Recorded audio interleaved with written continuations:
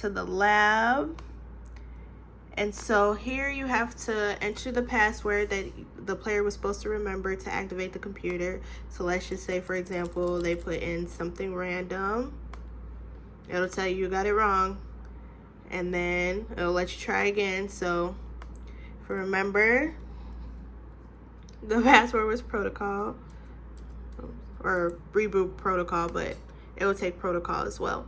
So once you activate the computer, it uncovers Dr. Maverick, and he's basically telling the main character, you know, what happened and what's going on.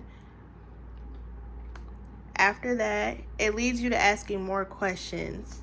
So it's some simple questions that I feel like this age group should be able to answer. So how many legs does a spider have? They have 8. And I'll tell you good job. Also, the questions are timed. I gave them 15 seconds because I feel like 15 seconds is the appropriate amount of time. What's the main ingredient in ice cream? Milk. And yeah, it's 3 questions, I believe. How many sides does a triangle have? Let's just say you get it wrong. Nope, it'll tell you to try again. And then 3, and submit. And so you got those first set of questions right, which then leads to some more dialect, and it takes you over to another character, which we'll see in a minute, but more dialect. And here you meet Quincy, which is another cyborg or cyborg, whatever.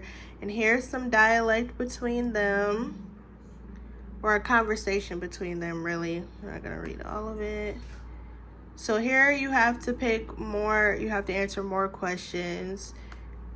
You know, got 15 seconds. You know, just simple questions that I feel like this age group should be able to answer. Good job. There you go. Which of these images do bicycles appear? You can't really, it's a small bicycle there. And then boom.